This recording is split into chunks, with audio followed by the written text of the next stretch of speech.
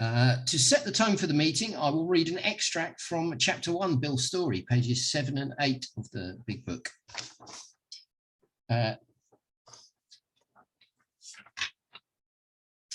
They did not need to tell me. I knew and almost welcomed the idea. It was a devastating blow to my pride, who had thought so well of myself and my abilities, of my capacity to surmount obstacles, was cornered at last.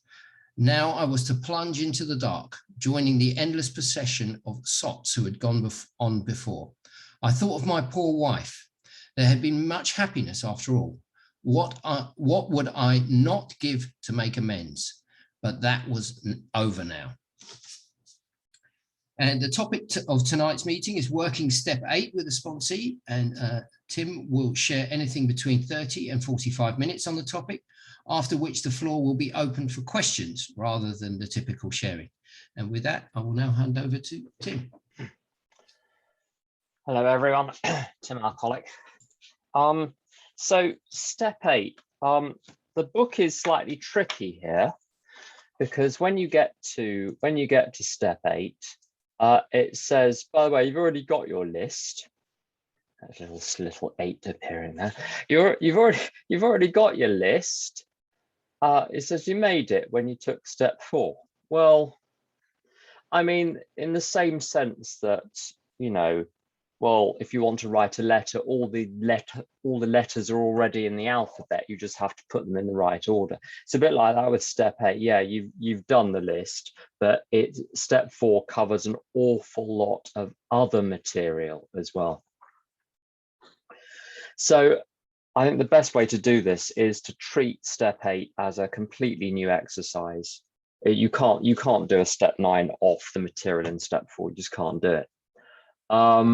It needs to be, all the extraneous material needs to be stripped out, and you need to have a forensic analysis of just your behavior.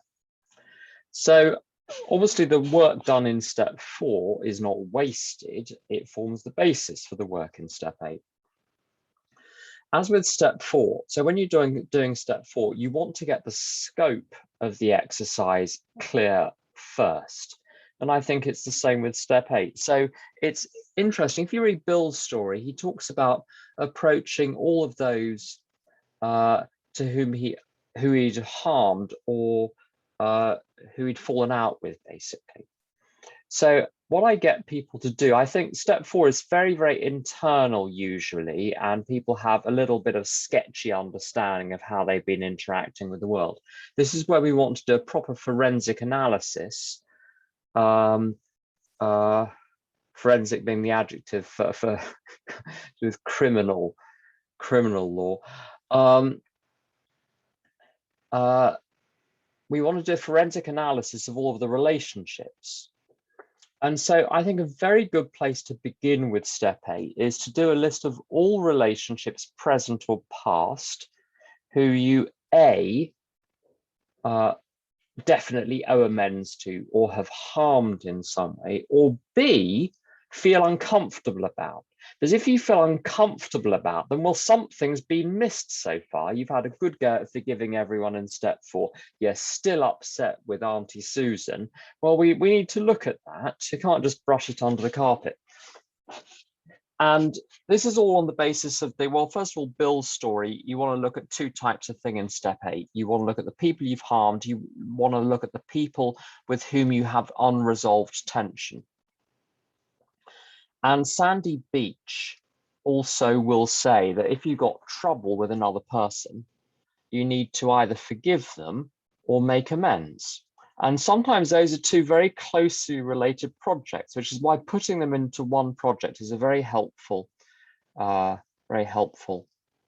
exercise. Also, the step 8 in the 12 and 12, I don't really use the 12 and 12, but there are some ideas in it that I borrow.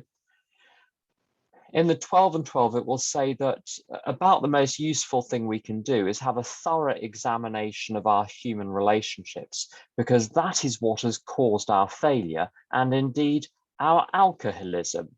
Now, I'm not going to stand in judgment as to how accurate that observation is, but safe to say, I think it's important enough not to be completely disregarded. So step 8 is where we just look at how we're interacting with other people.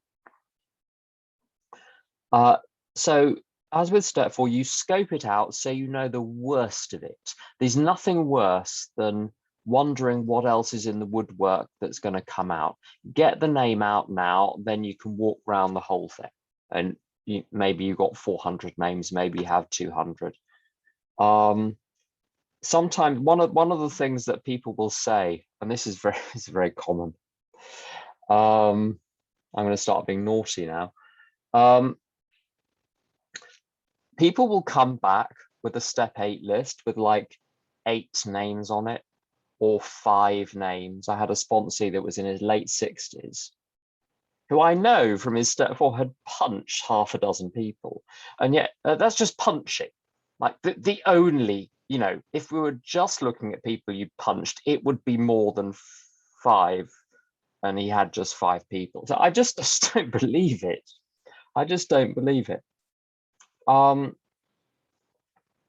We're not looking just at sort of grave crimes, but we're looking at the whole of our conduct. So really anyone should be on there where one hasn't behaved appropriately, where one hasn't acquitted oneself appropriately. Because otherwise, if the name is not on there, you're not going to get to examine it. Now, there's going to be an awful lot of repetition, so don't worry that putting a lot of names causes problems with having to write huge amounts. It isn't, because lots of things repeat. So with sponsees, if you have 49 sponsees, you probably ill-treat them all in exactly the same way. There might be a few quirks here and there, but it's the same with classmates or bosses or colleagues or customers. So even if there are lots of names, it doesn't mean there's necessarily lots of writing, because most people have a limited playbook. So you get your list of names, and then the analysis starts. Now I play this one of 2 ways. I either get people to do the whole of the step 8 first, and then we go on to step 9. And unless someone has got some experience of the program, I won't do that, specifically because when we start to go through the step 8s together, we discover that the step 8 is a dog's dinner. That's a technical term. And so there's no point in people writing reams and reams and reams of stuff wrong, only to have the whole thing sent back.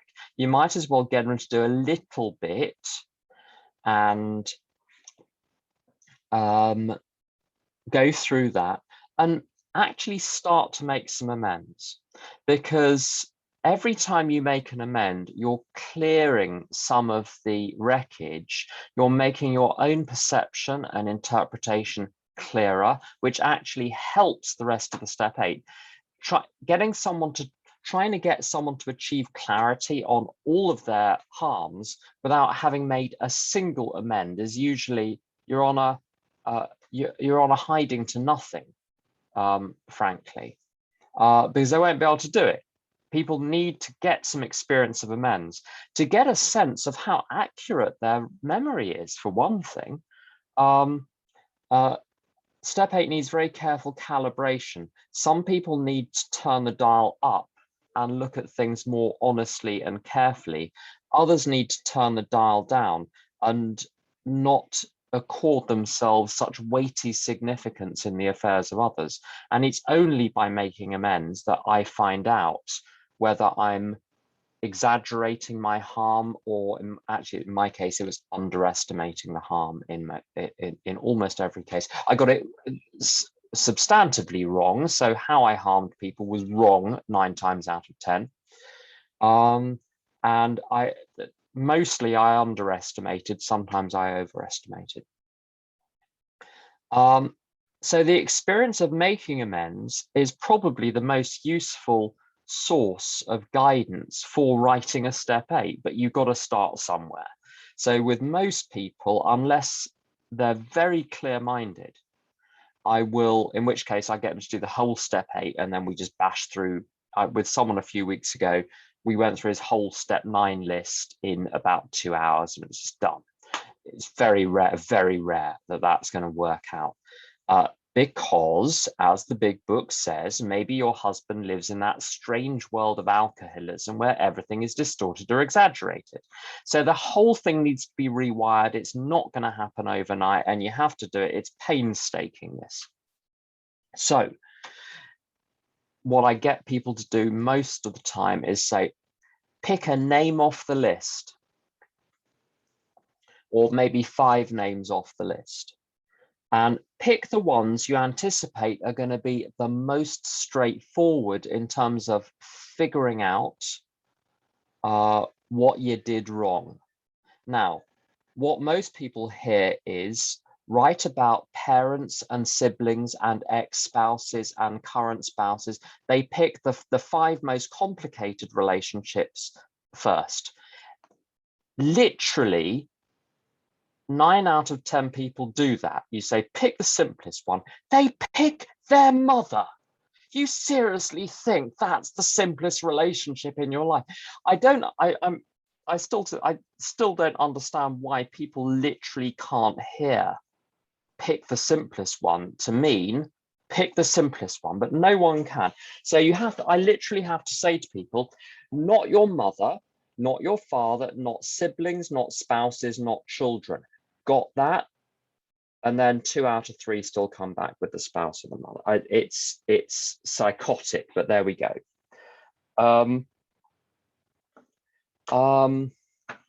Anyway, so you find some simple ones, and you work on those first.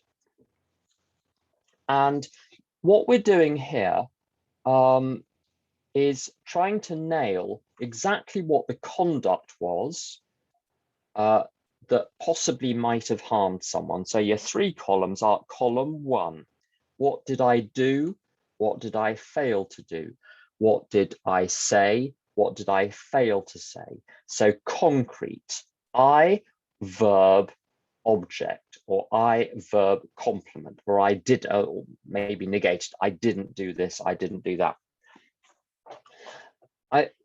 Where it says in the 12 and 12 that defective human relations are at the root of all of our problems, including our alcoholism, I think the reason for that is because most people, and it was true for me, I couldn't tell the difference between inside of me and outside of me.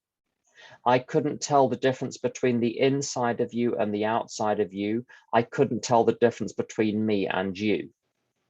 So if I thought that you were thinking something, you had literally said it. So I would imagine you were thinking something about me, and it would turn into you literally said that. One great example of where this, okay, so the first column, what did I do? And the variations. Second column, what should I have done instead? We'll come to why that's relevant in a minute. And third column, who was harmed and how? Now with this first column, what did I do? You tell people, you try and tell people, you say you can tell an alcoholic, but you can't tell them much. You tell them, keep it nice and concrete. No, and what I tell people, I explain what abstract language is, and I explain what metaphorical language is, and I say, don't use either of those. We don't want, because if you use imagery, the person has to guess what you mean. If you use abstract language, the person has to guess what you mean. Perfect example. Someone said, what did you do? It was with her mother, I think. What did you do? She said, I created an atmosphere. What do you do? What do you do with that? What you want to describe in the first column is what a CCTV camera plus an audio recording device would record. What would someone who is transcribing, either transcribing the tape or describing what they can see on the CCTV camera, what would they describe as going on? So other ones, I gave him a hard time. Well, that could mean 100 things. My favorite one, you get bonus marks for this one. I didn't show her respect. What does that mean? You didn't open a door, you set fire to her hair, you stole her dog. What did you do? Oh, I don't know. That's the thing that comes up. I don't know. Well, you were there. You get to use the faculty of memory. You see, the story that we tell ourselves about what happened replaces the actual memory. So, like, the psychological narrative becomes the memory of what happened, and you have to peel that back to literally what did you say or do. And say or do can include more subtle things like tone of voice or volume of speaking. You know, it doesn't, it can be the manner in which we do things as much as um, uh, uh, as much as exactly what we do. And there's sometimes a little bit of figurative language can work. So I stormed out of the room is pretty clear. You're using a figurative term, but we all know there's no ambiguity there, as opposed to I created an atmosphere.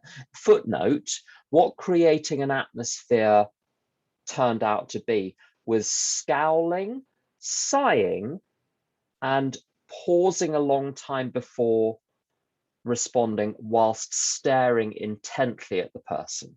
Okay, now that's clear. What was it? You know, sighing, scowling, staring in silence. Now we've got a picture. You see, you're smiling because you can imagine that you've got the scene now. It's clear and it's concrete. Second column, what should I have done instead? Most cases, it's, well, I shouldn't have done it. The right thing to do is almost always self-evident. Where the second column is relevant, sometimes you see, people take as their basis for doing a step 8 what I feel guilty about. So it's very common if people have broken up from a partner of some description, or broken off contact with a friend, and they feel guilty about it. And you say, well, first column, what did I do? And this is, so you've got to be careful of language, which, as they say, queers the pitch. The use of the language can obscure the truth. So you can actually accidentally include some moral condemnation in the first column. I'll give you an example. Someone might say, I ghosted Albert. Now, ghosting is a very, very specific, is it almost psychological term for sort of disappearing inappropriately out of someone's life. Now, what you literally did would be, I stopped returning phone calls. That's the fact. Now, whether that's ghosting or whether that's, let's say, Albert, whenever you speak to them, they just moan for half an hour and don't let you get a word in edgeways, and then criticize you at the end of the call. Not returning phone calls is completely sane. That's what you do once you've spoken to your sponsor and gone to 700 Al-Anon meetings. You decide it's okay to not return the calls, even though you have to go and throw up because it makes you so tense, the idea of not returning the call. So we've got to know, well, what was the right thing to have done? So I broke up with Kevin. Second column, what should I have done instead? Well, I should have broken up with Kevin. Kevin was a gambler in relapse with his gambling, and he was spending money on my credit cards, in which case breaking up with Kevin was a very, very good idea. Now, if what you did was right, i.e. the first column and the second column match, even if the other person was upset or hurt, I'm afraid hard luck. The reason being, in step 9, what you're going to go and say later on is, I'm sorry, I shouldn't have done that. It was wrong of me. And you can only say that if you shouldn't have done that and if it was wrong. So the second column can help tease out, particularly with people who have a touch of codependency and feel guilty simply because someone else is upset.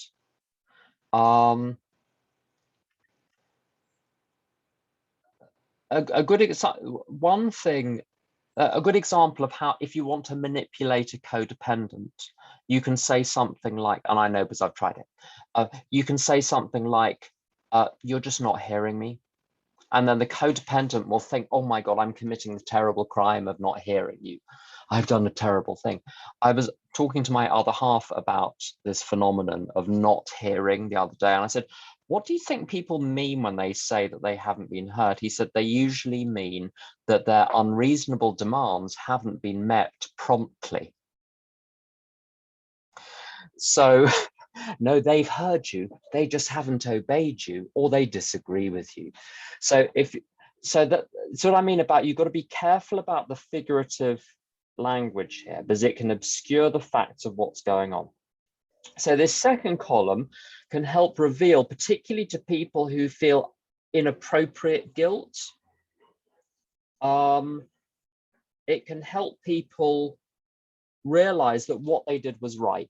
And therefore, even though the other person, often a drinking or using addict or acting out addict of some description, when you have to set a boundary, they're often furious, absolutely furious, because you're no longer enabling them and, you know, writing them large checks and so on. It can help you see that actually you don't owe amends in all of these situations where you feel guilty simply because you haven't given in to someone else's manipulation. So those are the first two columns, but honestly, with most people, in most cases, the second column is just, it's fairly straightforward, and it's almost redundant really, because it's obvious that the action in the first column was inappropriate. Third column, how did the other person suffer? How was the other person harmed? And I draw this very broadly. And it's very simple, really. And this is why I did right from the beginning of AA, is I was asked to place myself in the other person's shoes and say, well, if I'd been treated like that, how would it have affected me? And it can affect people, the behavior can affect people in all sorts of ways. It can be physical injury, there can be taking someone's time, damaging their property, stealing their property, giving rise to inconvenience. Nuisance is a good general heading for all sorts of behaviors which fall short of actual harm, but are just incredibly annoying. So taking people's time, causing people to have to do extra work to work around you. And then the emotional ones. And now here's the interesting, I think this is where it gets interesting. Sometimes the emotional reaction is way out of proportion to what you did. But if what you did was wrong, you're responsible. Now, you're not responsible for the extent of the emotional reaction. In fact, they are responsible for their emotional reaction. And of course, you're not really causing it, you're occasioning it somehow because they've got a pre-existing condition, as it were. But if I'm wrong, then I need to apologize, even if the stink that it created was far greater than the actual crime. And there's a line in a Suzanne Vega song which absolutely captures this: a careless match in a very dry field. So lots of harms turn out to be careless matches in very dry fields, that one didn't necessarily intend great harm. One was either careless or negligent or rash or something. And this horrible chain reaction started, which dragged everyone under the bus. Even if the crime is small, and there was something where all I did in one of my more manipulative moments, I won't tell the whole story. I was in a meeting about, I don't know, 15, 16 years ago. And I was trying to work out whether the secretary, who was like 2, or maybe GSR, who was maybe 2 years sober, wet behind the ears, whether or not he was aware that he was going to have to handle a contentious group conscience in a week's time.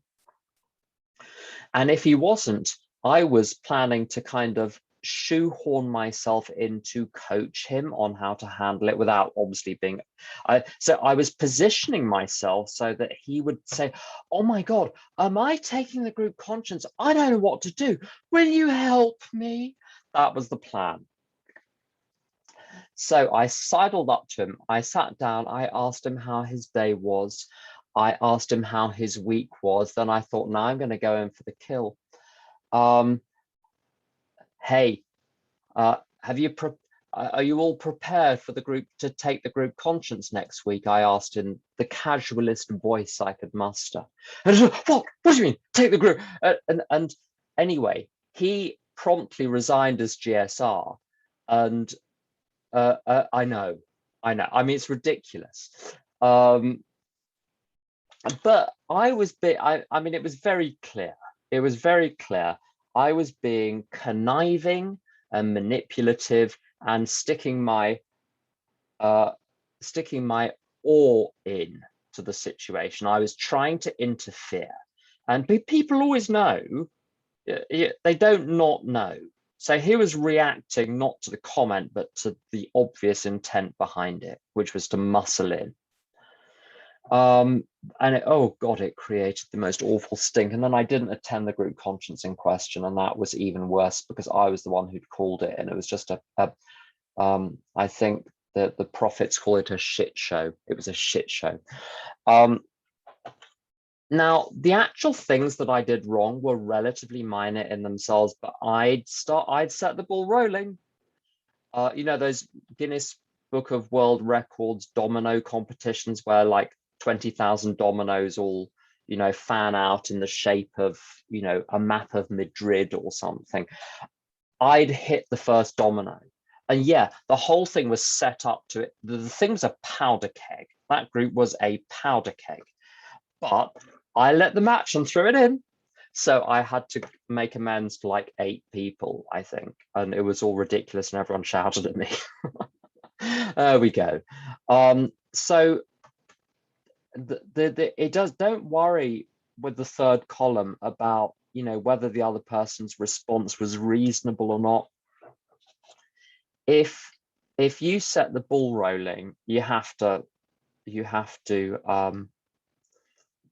come clean and go and do your best. So I'm friends with all those people, and as far as they're still alive, I'm friends with all of them now. You know, the amends worked. It was fine. Once they'd shouted at me, they were fine.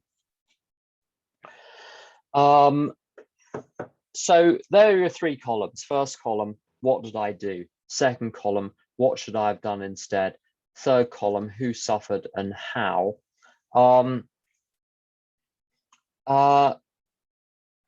Now, sometimes I've seen this situation with a few people recently.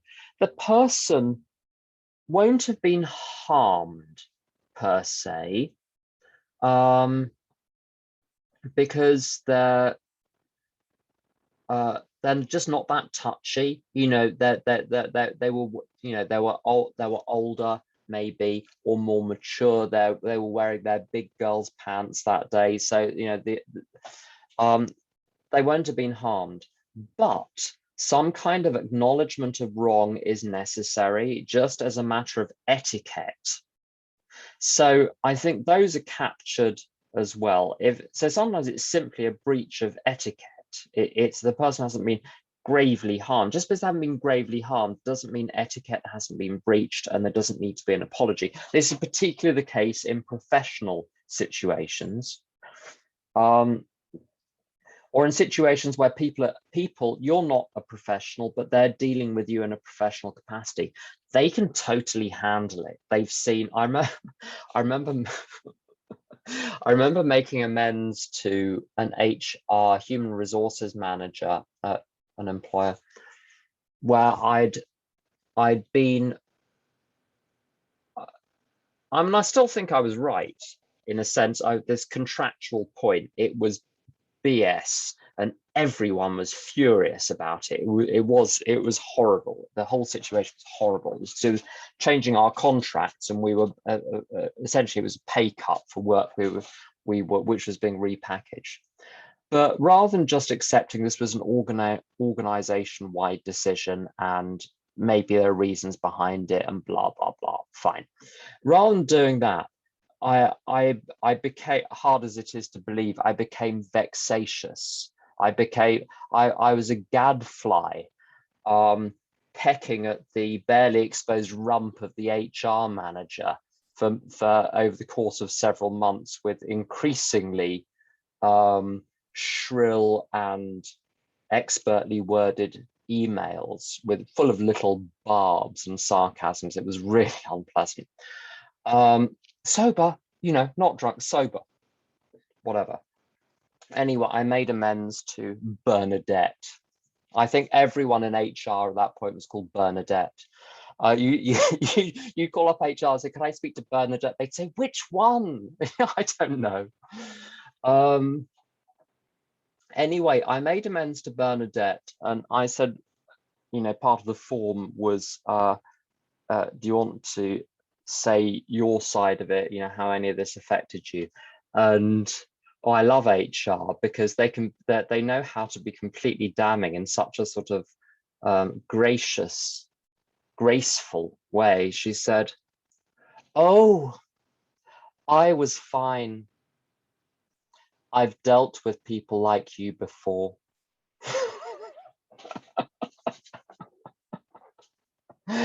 So I didn't harm her, but it was necessary. I made a nuisance of myself, and I breached etiquette.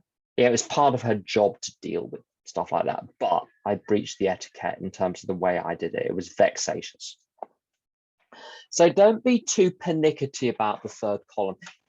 Sometimes genuinely no one is affected, and it's laughable. It's just, as Tom says, you haven't harmed anyone, it's just embarrassing. But if there's a whiff of someone being harmed, then you go ahead with the amend. If it turns out they weren't, they'll tell you. And it's one of my favorite stories. I'll finish on this. I went to a restaurant with some friends, and Jonathan was supposed to come along. And this is one of my favorite Jonathan lines. Jonathan was at work, and so he came to the restaurant about half an hour later than the rest of us, and we'd ordered by then. And a couple of the people were panicked that, you know, they'd ordered and then he was arriving after they ordered. This, "Oh, we're so sorry, we ordered without you. You know, it's really rude of us." And he said, "The only insulting thing is the notion that I might be offended that you'd ordered without me because I was still at work. That's the only thing."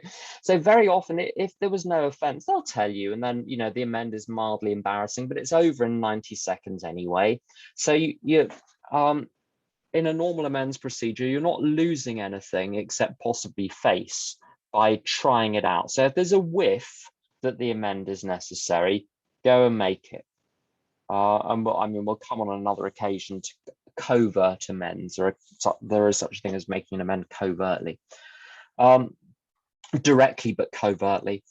But anyway, as far as step 8 is concerned, if there is a whiff of someone being harmed, you go and make amends. So that's all I've got on step 8. So Alistair, do you want to skip over into questions if there are any? Yes, thank you, Tim. Yeah, I will now open up the meeting for questions rather than the sharing. And that can be done by the raised hand function, or you can message me in the chat, or just shout out or wave your hand at the camera. Seamus.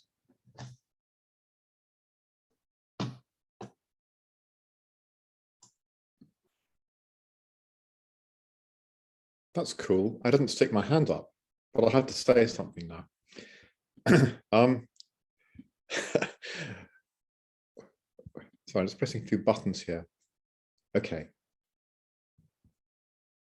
Got it now. Yes, I did have a question, actually. I wasn't going to ask it quite yet. I was going to wait until things had run dry. But so it seems to be implicit in what you said, Tim, that or rather, the situations you described seem to have a human agency at both ends of them. There is a person, and it reminds me of what it says in the 12 and 12 again, sometimes useful to refer to. I think Bill described harms as being the results of instincts in collision. So there's a sort of bruising going on there. What's going through my mind is a category of thing called financial amends, which I've heard a lot about in meetings, and never felt terribly enthusiastic about. I mean, I know of people who have itemized every bottle of sherry that they've stolen from Marks and Spencer's, and then gone to Marks and Spencer's and said, I want to see the manager, I need to pay for the sherry. And it causes all manner of difficulties with the accounts department. They don't know where to credit it and all the rest of it. But I suppose the underlying point is that there's a human being at one end of that, but at the other end of the transaction, you've got a corporation, which arguably is not an entity that can have instincts that can be collided with. And I suppose there's a wider question there about how important it is to make amends to inanimate or possibly even malicious organizations. If you've stolen from the mafia, for example, under that scenario, do you then attempt to put that thing right, and what is right? So that's a bit of a bag of questions, but maybe if I just hone that down a bit, what do you think about this category of financial amends? Is it real? Is it significant, or is it actually a distraction, a way of distracting ourselves from the real thing, which is where harm has been done to living, breathing human beings? Okay, that's great. There are actually lots of questions in there. When I follow the 3 columns, it actually takes care of that. What did I do? I stole sherry from somewhere. Should I have done it? No. There we go. So certainly those 2 columns are without doubt. So financial, whether it's stealing or so-called borrowing or damage.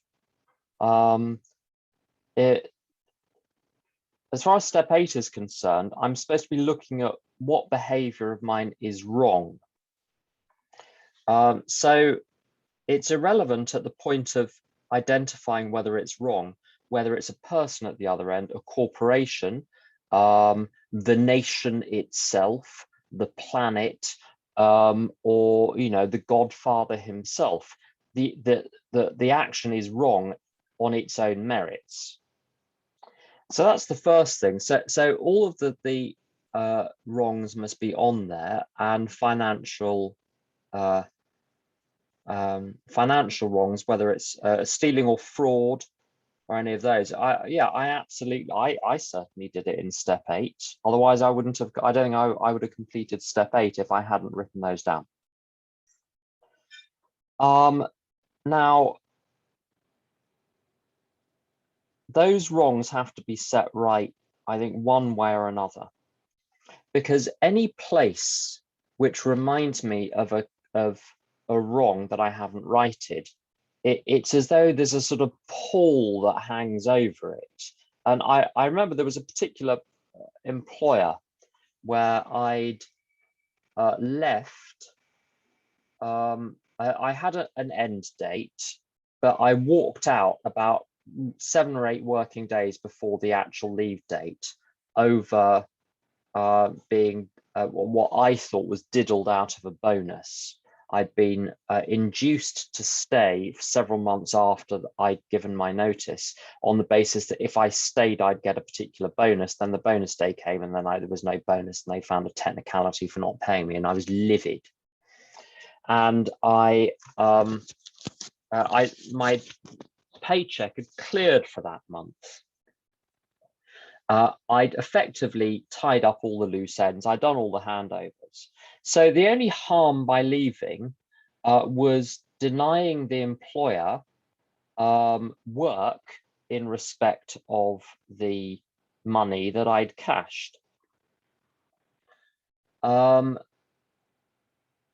Now, I think they knew they'd been naughty at the time, because when I stormed out in high dudgeon, if I put the key fob inside an envelope, the key fob to get into the building, I put it inside an envelope. This was on the day that everyone got the bonus letter except me. I went into the finance director's office. He was having a meeting with some clients, so embarrassing situation. And on the envelope, I wrote quid pro quo, ? No quid, no quo. Now, they didn't come after me for those 7 or 8 days that I didn't work, which they paid me for, and I think they recognised that the whole affair was sort of murky, frankly. On both, well, their behaviour was murky, and then my response was murky. But when I did make amends for that, irrespective of their poor behaviour towards me, none of my business. It's my behaviour towards them which mattered. I realised that I had been avoiding that part of London in case I ran into anyone from there. And as soon as I made the amend, this cloud lifted from over Leadenhall Street and Leadenhall Market. I no longer needed to avoid Leadenhall Street and the adjacent roads. So something must be done. If I've done things wrong, something must be done with all of them. Now you've got 3 situations, I think, with apart from straightforward financial amends, people you've stolen or borrowed from and not paid back, where it's a human being and there's clearly a relation, an ordinary human relation which needs to be dealt with. You've got 4 further categories. Was it 3 or 4? Anyway, you've got corporations. How do you deal with corporations? Corporations and governments and local authorities, and so corporate entities or bodies of some description. Secondly, you've got, well, do you make financial amends to the nefarious? Whether that's your example of mafia. I've not come across that, but I have come across plenty of people owed money to, more sort of low grade East London organised crime, or drug dealers, things like that. Or indeed, I've met plenty of people that refuse to make amends to corporations or governments or local authorities on the grounds that they're all evil and bent anyway. So we don't owe them anything. These people are quite happy to walk along a street paid for by taxpayers, but nonetheless, they don't hover above it for fear of touching the evil tarmac. But that's an argument that people use sometimes. And I deal with and then you've got the question of where there's the sort of victimless crimes, where it's very difficult to identify who the amend is owed to. So now this does come into the 3rd column, really, who suffered and how. And I think it's quite right with going to the local Sainsbury's, trying to sort of pay for the bottle of sherry from 1974 is just going to cause problems. But something needs to be done. Now, the 3rd column actually solves this with the corporations. So the 2 big examples that you get an awful lot of are, number 1, shoplifting, and all of those related things. Number 2, benefit fraud. Social security, so if you're not in the UK, social security fraud or bending the rules there. Now, although the entity with which you've been interacting is faceless, as it were, and yes, there are people who are fronting it, but they're just representatives of the organization. They're not the organization itself. So the local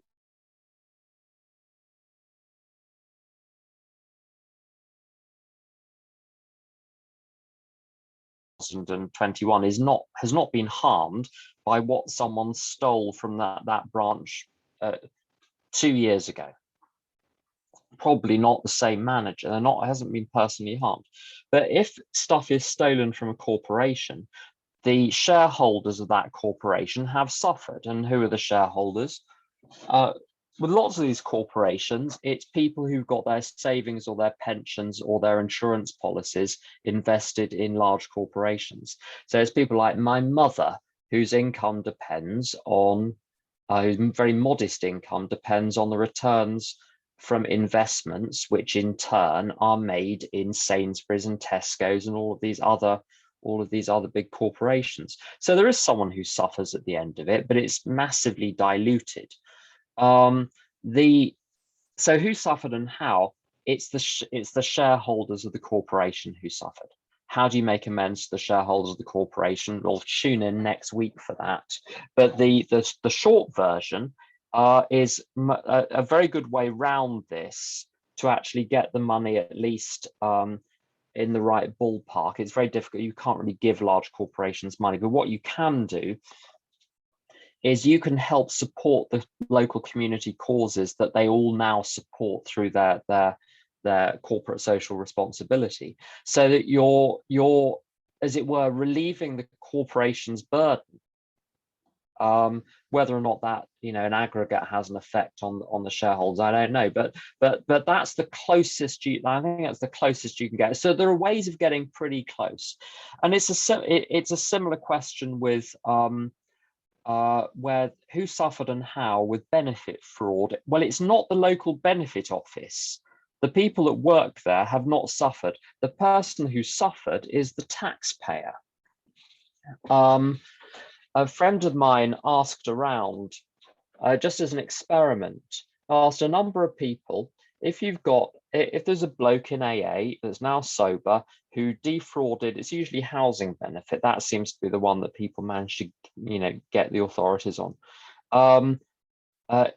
If you've got someone that's defrauded the housing benefit people to the tune of £10,000, should they come clean, giving rise to prosecution and all of the costs associated with that? Police time, legal assistance money, the costs of the courts. There are lots and lots of costs associated with that, not to mention the risk of your future unemployability or reduced employability because of a criminal record. Or would you prefer that person to contribute to the public good to the tune of £10,000 plus interest? Every single one, who are all taxpayers, who are the people who are ultimately harmed by the benefit fraud, said, no, I would want them to contribute that money to the public good. And several of them spontaneously suggested, how about housing charities? If someone has defrauded the got housing benefit, well, maybe that's the way they can give back. So there's a way of making it, there's a way of personalizing all of this. When I've done wrong, I do have a relationship. It may be amorphous, it may be difficult to pin down, but it's there and something needs to be done about it. And one very good example of this is and this is a very personal view, so this is not meant to be an instruction to anyone else because it's a contentious matter, but I started to get feel very awkward about carbon. So a few years ago, I started to offset all my carbon, and I didn't just work out what it was, I actually multiplied it by 3 and then offset that with forest planting projects. And that changed my attitude, that changed my emotional attitude towards environmental things. I still believe the same things, I still belong to the same party, I still give money to the same causes, but funnily enough, the terror went out of it. An awful lot of projection outwards of anger and rage and hatred and condemnation comes from my own repressed guilt, which I can't get rid of because it's in me for my own conduct. Unless that conduct is amended one way or another, I'm going to continue to project out. Once the guilt is gone, the projection stops. Last point, with the ne'er-do-wells, I think if I'm speculating here, I think if I owed the mafia, I'd probably pay them off first, just not to get killed. But that will be it. That, I mean, that's that's pure speculation. People disagree with this on drug dealers. I didn't have drug dealers on my list, so I can't speak from experience here directly, although I've had lots of sponsees who have. I've had many sponsees who have paid back their drug dealers. Very often the drug dealers are, they'd be shopkeepers in another world where drugs were legal. They've got a little business, it's illicit. With my sponsees, the drug dealers were just kind of ordinary local drug dealers, not, you know, the organized crime style of drug dealers, and they just paid them back. I've got a good friend of mine who says absolutely not. It's immoral to contribute to a situation, to return money into a system which causes so much harm. And I think there are, as Felix Frankfurt has said, there are matters on which reasonable people of goodwill disagree. And I think paying back ne'er-do-wells or criminals or whatever is a contentious point. But the thing is, I'd have to ask myself, what is the principle here? Does that mean I only make amends to nice people in general? Do I have to judge each person's worth? Do I have to judge their behavior? If their behavior is also bad, do I not make amends? It's difficult to do it. There are ways of finding principles to justify that position, but I think there's a danger of legalism there. Exactly how one does it with criminals as well is a matter of one has to approach those sorts of things very, very cautiously, but that's more of a step 9 issue. So I don't know if that goes any way to answering your questions, Seamus, but I think that's all I've got on those.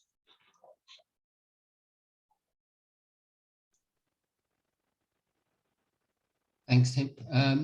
Karen, you had your hand raised and then you lowered. Was that? Yes, thank you, Alistair, and thank you for hosting this, and thank you everybody that's here. And Tim, thank you for taking this hour out of your day to be with us. You said something at the ending, and I wanted to know what you meant for it. You were talking about direct covert amends? Yes. Can you give an example of what you mean by that? There's a phrase, discretion is the better part of valor, which is, it's from one of the Shakespeare plays, I'm pretty sure. And it's one of those phrases where it's very difficult to discern the meaning from the words. But I think the sense is discretion is more important than valor. It's much more important to be discreet than it is to be brave. There may be a cultural difference between the British and the Americans here, in that the cultural stereotype, right or wrong, and America is a big place and it's actually 11 nations, not one, depending on which historian you read, 9 or 11, depending on the historian and where you know, the historian's earlier books or the later books, that they disagree on the number of nations within America, and each has its own culture. So Maine is different than New Mexico, for instance. Inland Maine is different than coastal Maine. There we go. But Americans have the stereotype of having their heart on their sleeve, and the British have the reputation of pushing everything under the carpet and being very uncomfortable with anything open. Sometimes the bad behavior, let's say the bad behavior is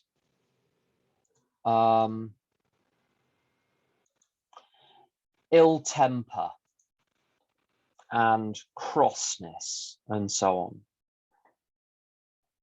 The harm done, you see, this is a direct amend. What we're doing is, if possible, to amend the harm that's been done, to rectify the harm that has been done, like sewing up a fabric that's been ripped. If you're being cross with someone or ill-tempered or something, and the risk is that they think you're upset with them or angry with them in a sort of general way. Or if you've had harsh words with a friend, or even just slightly tense words with a friend,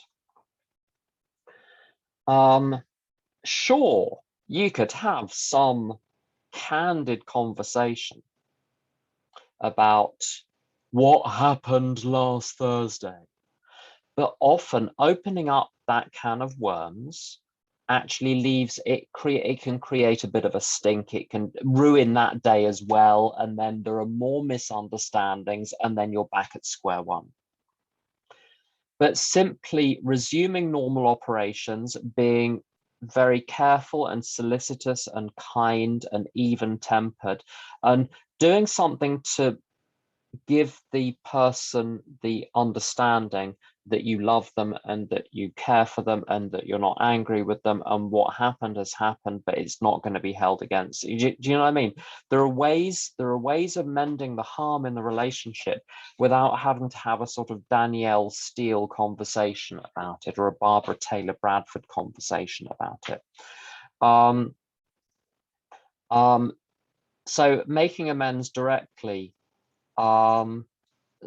it doesn't necessarily mean a conversation. It does mean that something has to be mended. Now, that's not, I don't think that's licensed. People will, the dangerous thing of talking about this is people will seize on that, say, well, I shall make living amends, and then they don't do anything. And by that, they mean doing literally nothing more than they would ordinarily do, but double counting ordinary everyday human behavior as making amends, and then ticking step 9 off the list as though something has been done when it hasn't. So that won't do either. Very often a conversation is necessary. But also with a good example of where a covert amend is necessary. One of the principles in step 9, except when to do so would injure them or others. One of the ways in which you can injure someone by making amends is by trying to make amends for something which they either didn't know about or sensed dimly, but had no proof of, had no verbal confirmation of.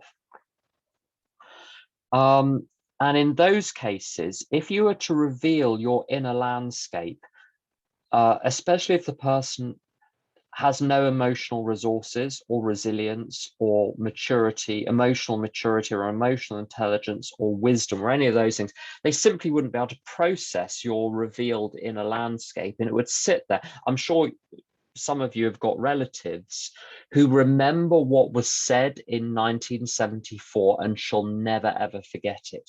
So one must be very careful about saying things in amends which are new. One should, I think, only have an overt conversation about what was overt, and not to. So there, you're going to be making amends directly by showing kindness and going massively above and beyond what you would normally do in order to mend the harm, but without saying a word about what you're doing or why you're doing it. So that's a direct but covert amend. So the directness of the amend is more important than whether it's overt or covert, but there has to be something which goes above and beyond what is required of you just as an ordinary human being. So that's my answer to that.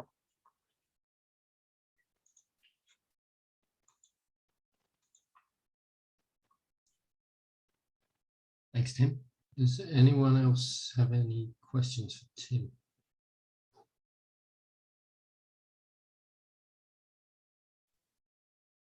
Hi everyone, Dan Alcoholic. Dan. Thanks, Tim. Yeah, I had a question on, so the first day of senior school, I had a punch up with another kid, and we went on to become friends in school. And I don't ever remember there being an apology between us or anything, but it was like it didn't happen, right? It was just sort of accepted as a rite of passage or whatever it was. But there was no animosity, and we were friends until we left school. So with something like that, obviously there was a situation there, and if that would have went the other way and I would have been, sworn enemy, then that would be a different story. But if you turn into friends, do you think that requires an amend, or that's Yeah, it's a really, really good, it's a brilliant example, but that's a perfect example of the situation where column 1, what did you do? I punched him in the face. Column 2, what should I have done? Said, not punched him in the face. Third column, who suffered and how? No one, because there's a thing that doctors used to write in medical records in Norfolk, which is famed for having people with a slightly unusual genetic profile, rightly or wrongly thought. I mean, I don't know. I'm not from Norfolk. Doctors would literally write NFN, normal for Norwich, or normal for Norfolk. And so things which anywhere else would require explanation, we're just not even going to go there. So there are lots of things where what is right or wrong, whether someone was harmed or not, will depend on the social setting. So there are business practices which in one field would be disciplinary offences or grounds for legal claims, but which in other sketchier areas of business, for instance, nightclub promotion, where certain practices fly where they wouldn't somewhere else. So I think that's why the third column, who suffered and how, is so important. And there are two ways of coming at the third column, either speculating as to what happened, if I had been in that position, how would I have felt? Or simply looking at the evidence. Is there any actual real world evidence that anyone was worse off on any level as a result of this? Is there anything to indicate that anyone was harmed? And what you're telling me with that situation is there was no indication that anything was harmed. Similarly, if maybe there was, but it's blown over and it's been forgiven and forgotten and just chalked up. My old sponsor, Brian, would say, all is fair in love and war. There are some things where a certain amount of rough and tumble is par for the course, is normal in certain types of relations, certain types of environment in the city, which I've worked in, where people were very rough with each other in a way that you couldn't get away with now in most working environments, but it was normal for how those city firms operated 25, 28 years ago. So you just sort of sucked it up and you toughened up, and that was just part of the deal. So a lot of it is contextual. What's the social context? Where's it? What's the domain of life? What's the social context? Who were the people involved? Were they actually affected? So the third column actually can bring up some really interesting information.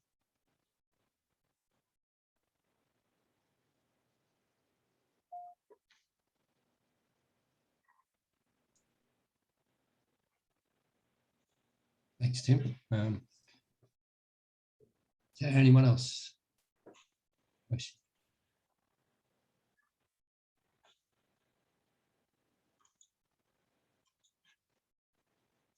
Okay, doesn't seem to be the case.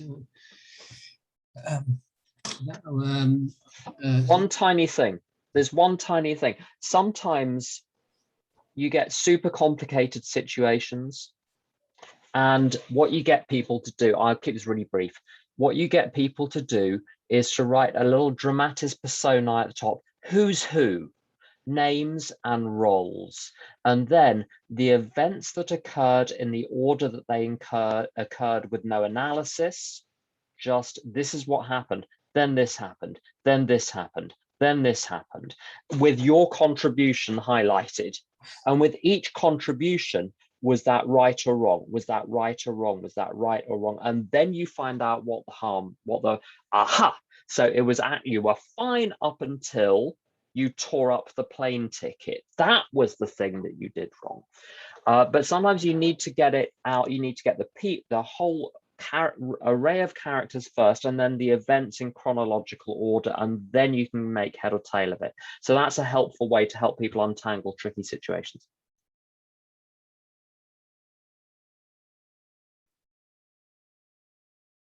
Thanks, Tim. Yeah, is there anyone else with a question? Okay. If not, I'd like to hand back to Tim to close with the Serenity Prayer. Please feel free to unmute if you care to. Thank you. Would you please join me in the Serenity Prayer?